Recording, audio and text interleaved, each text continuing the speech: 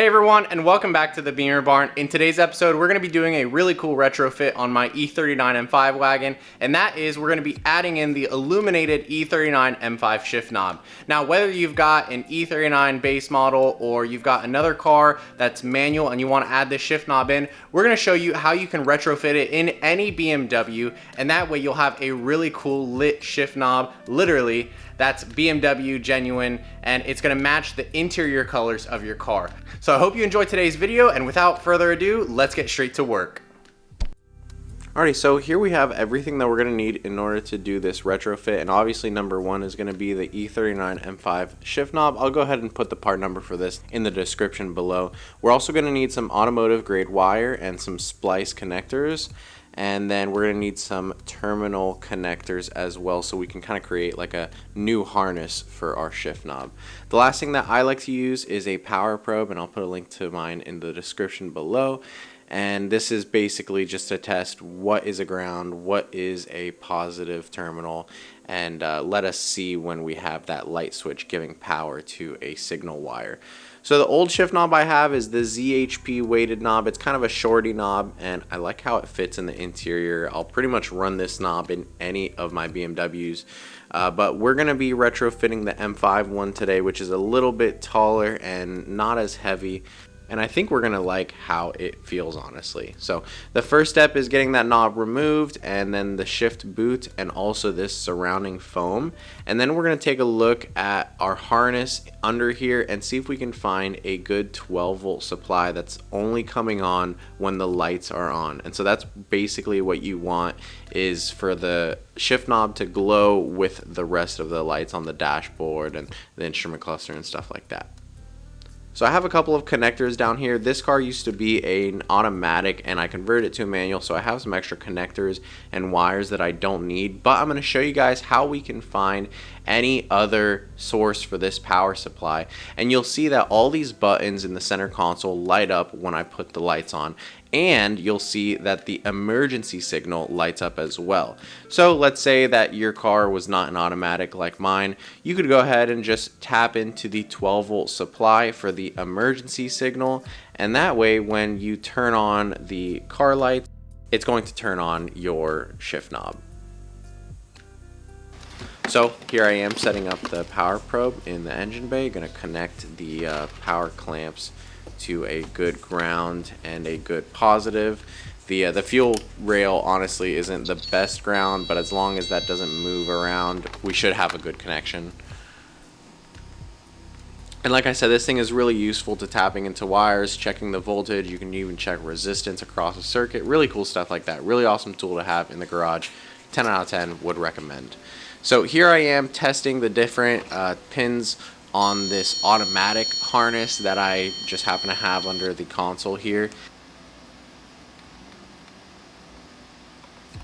And I find that with the lights off, I have a few of them that are positive all the time. I have one, I think, or two that are grounded, and then we have one that has no signal going to it. And so here I am testing the no signal pin, and I'm going to turn my lights on, and then we're going to get 12 volts to it.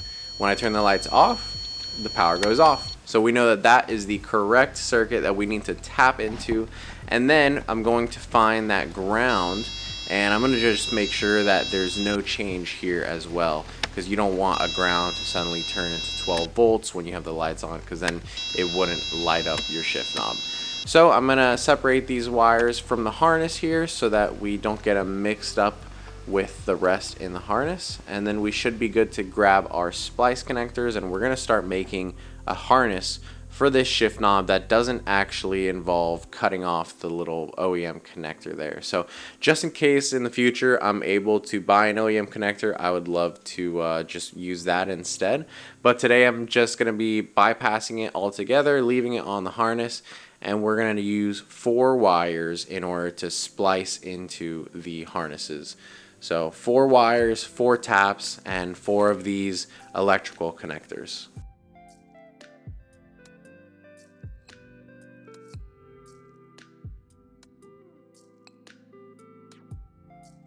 So this is how I personally strip a wire. I'm not recommending you guys follow this technique that I'm using here, but you can go ahead and get a wire stripper out or a wire crimper. And then you're gonna go ahead and grab your connectors. You see how they work. There's a male and a female here, and we're actually going to offset them. So we're going to do opposite ends here, and I'll show you exactly how that looks so that you cannot mix up the red to the black and the black to the red. So these are really simple to install, and the ones that I'm using here and the one in the description below, they're actually marine grade. So when you heat up the ends of them, they actually like heat shrink in and create a waterproof connection, which is pretty cool. So we're gonna get all those crimped on, and then we should be good to start using our splice connectors to get these harnesses connected.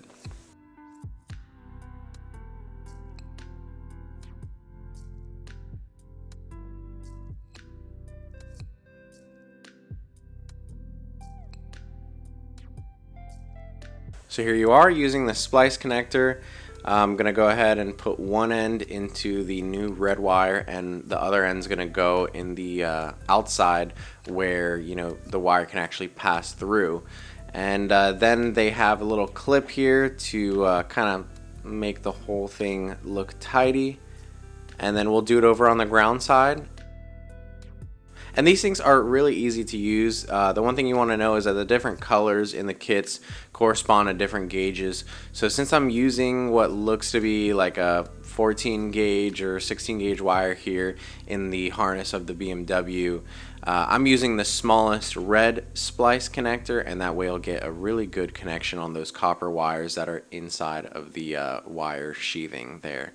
So now we're going to go ahead and hop inside the car and do the same procedure. I'm showing you guys a more close-up view of this crimp. So basically the wire can only go in one side through, and the other side it actually has like a plastic stop in it so that you can't move the wire all the way through it. So keep that in mind when you're installing these. Get them connected to those two wires that we found earlier, and then you should be ready to connect your harness, install your shift knob, and test it out. So like I said, this will work on any manual transmission BMW. You can easily find a 12-volt source for illuminated power when the lights are on from the interior of the car, because these cars naturally have like ambient lighting and stuff like that. So in a second here, I'm going to show you guys some final shots of this thing installed with the lights off and with the lights on, and I hope you guys agree with me when I say that this thing looks really sick.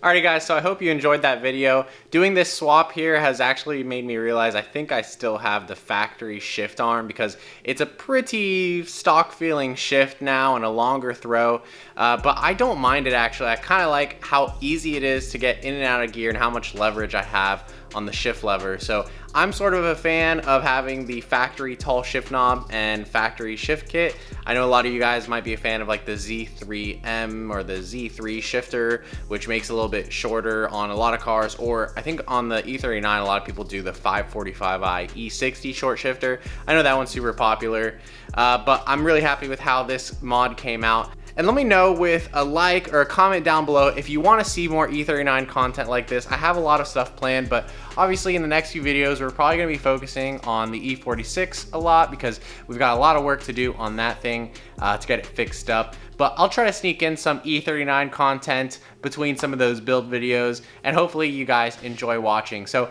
I hope you guys have an awesome day. Go ahead and don't forget to hit that like button down below. And as always, we'll see you in the next video.